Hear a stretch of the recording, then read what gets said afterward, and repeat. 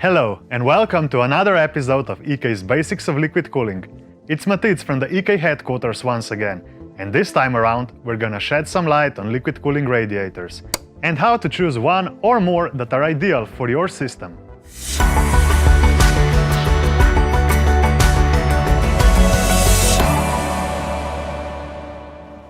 Now, what exactly is a water cooling radiator? As you already know, your PC components such as the CPU, GPU, VRM and so on are being cooled by the attached water blocks when the coolant passes through the block and picks up the heat. That coolant also needs to be cooled somehow, and that is where the radiator steps in. The radiator transfers heat from the liquid to the outside air, effectively lowering the liquid's temperature. The bigger the radiator surface, the better the heat transfer. And you know what they say, bigger is always better, at least when it comes to heat transfer. A radiator is comprised of end tanks or chambers and narrow flow channels connecting those tanks. The chambers also have inlet and outlet ports to get the coolant in and out of the radiator, while flow channels connect to fins to spread the heat to an even larger surface. And once the air coming from the radiator fans goes through these fins, the liquid gets sufficiently cooled. The side plates are also a part of the radiator, added to provide structural rigidity and mounting points for the fans. So to summarize, the heat is carried by the coolant from the water blocks to the radiator. When the liquid reaches the radiator, its heat is transferred to the narrow flow channels and fins, and subsequently to the air passing through the radiator, ultimately lowering the temperature of the coolant and your PC components. Now that you know what a radiator is and its role in a liquid cooling loop, we can talk about the sizes that they come in. Since cooling fans are necessary to push the air through the radiator and must be attached to the radiator frame, the radiator size is naturally dictated by the standard fan sizes. Those are the 120mm and 140mm. This means a radiator can come in increments of two sizes: 120, 240, 360 and even 480mm, when it accommodates 420mm fans. Or in the case of 140mm fans, when you can have radiators in 140, 280, 420 and a massive 560mm. Those numbers do not represent the actual radiator length, since the radiator itself is a bit larger than its size says, if you account for the whole frame and chamber with ports. The radiator size simply tells you the size and number of fans it can accommodate for obvious practical reasons. The width of the radiator is pretty standard, around 120 to 130mm or 140 to 145mm. For example, EK's latest surface radiators are 130mm wide for 120mm fans and the 145mm wide for 140mm fans. Another radiator dimension to consider is its thickness or height, equally important as the radiator length. EK offers radiators in three thicknesses labeled S, P and X. The S stands for slim and is 30mm thick.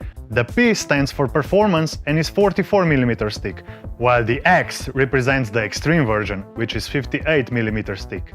We should also mention that two primary materials are used in radiator construction: copper and aluminum. Nowadays, most custom loops are based on copper, but if your loop is based on aluminum, an aluminum radiator is a must, since mixing these metals causes galvanic corrosion. And that's a big no-no. And yes, copper is often nickel-plated for protection and aesthetics, and tanks fittings, however, are usually made of brass, since it doesn't react in combination with the copper. Now, which radiator size should you go for? You need to be aware of two major factors to answer this question. The first factor is the hardware you're going to cool, and the second one is the PC case you plan to use. If you're going for high-end components that need watts upon watts to operate and therefore generate much heat, then you need the biggest possible radiator surface to remove all that heat from the coolant. And let's not forget that the overclocking can sometimes even double the declared wattage and the heat it generates. You can check the power your components draw in the specifications. For example, a Google search for your CPU version and its TDP will tell you the declared power consumption for that CPU. And there is another way to check the amount of heat your components will generate and the estimated cooling power of your radiator. All you have to do is follow these simple steps.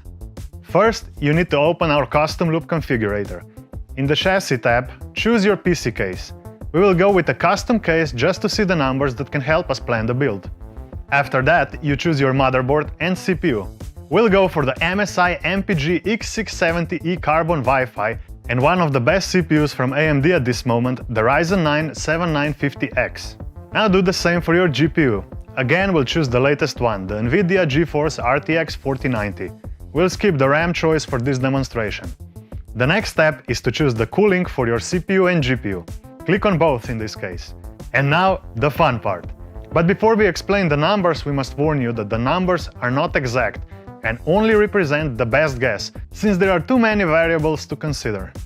Also remember that those numbers can change over time as we update the configurator with our new data. But let's scroll down to the information that we need. Here we can see an estimated heat load that the CPU and GPU will produce without overclocking at full load. Gaming will usually produce lower numbers, since the system usually does not run at its maximum while gaming. And here we can see the recommended radiator size that the configurator has picked for us. But since we chose a custom case at the beginning, we get this. However, if you pick an exact case for your build, it will offer the radiator sizes that can fit in that particular case. We recommend always checking that option to see what your case can offer in radiator compatibility. Now let's see what happens when you expand the bottom tab and go with the expert mode. Next to the cooling numbers, we can see numbers representing watts. Those numbers are an estimate of the maximum the radiator can achieve in an open bench with fans at full speed. We should always try to have the combined cooling power of installed radiators at the same or higher level than the estimated heat load of the system. That means we can keep fans at lower speeds for quiet operation. The higher the difference, the more capable the loop will be of handling the heat, allowing for overclocking and getting more performance out of your system. It is best to use those numbers to see how the length and thickness of the radiator can affect the cooling performance. Now let's tackle the second significant factor for your radiator choice: the PC case you plan to use. As you know by now, the estimated heat load of the components can tell us which radiator size will have suitable cooling power.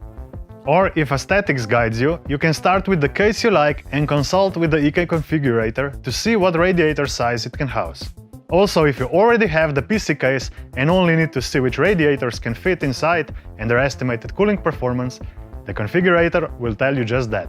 The manufacturer's product page should also include the radiator specification for your chassis, so make sure you also check that out.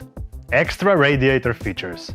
Now that you know what radiator size can fit in your case and which radiator you will use, let's talk about some extra features of the radiator. Our very own EK Quantum Surface radiators offer some neat characteristics. The P and the X radiators are multi-port versions. This means they have two additional G1 quarter-threaded connection ports on the side and one extra port on the opposing end for air bleeding. This is extremely handy as it gives you different options for tube routing inside the case. If the regular port connection is unsuitable for your build, you need an alternative solution. That's where our cross-flow radiators come in. You can find them in 2 and 3 fan sizes for our P-series radiators. These X-Flow multi-port radiators have 4 G1 quarter-threaded connection ports on both ends, allowing for 16 ways to connect inlet and outlet ports. Now that's a lot. Just keep in mind that the X-Flow version cannot be used in the standard port configuration, since the coolant would just be circling through the end tanks. Make sure to understand how X-Flow versions operate before installation. All EK Quantum Surface radiators are also EK Matrix 7 compatible. To remind you, Matrix 7 standardizes the dimensions of water cooling products, including the port position and spacing, making liquid cooling loop assembly more straightforward and intuitive. This means you can spend less time planning the loop and bending the tubes, and end up having parallel tube runs easier than ever. With the EK Matrix 7 standard, our surface radiators effortlessly integrate with Reflection 2, the second generation of quantum distro plates. This will enable you to easily swap and upgrade between S, P and X series surface radiators, as much as your PC case allows. Now to sum it all up, the most important questions that must be answered when choosing a radiator for your build are: what will be the heat load or what wattage can we expect from the components that will be liquid cooled? Which PC case will we use and what radiator sizes can it accommodate? Once we have those questions answered, we can narrow it down to the radiator we need. But remember that it's always best to go for the biggest possible radiator your chassis supports. Benefits will always exceed the price difference. Now for the final stretch, let's answer some frequently asked questions. Longer or thicker radiator? Which is better? Now the short answer is that the longer radiator is a better option than the thicker one that is shorter in length.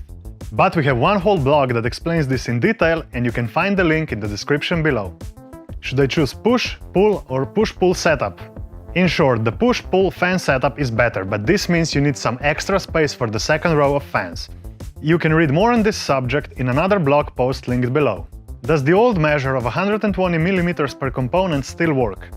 No, not exactly. The new generations of high-end components produce more heat, so check your component's heat load before deciding on the radiator size. Is it okay to use fewer fans on a radiator than specified?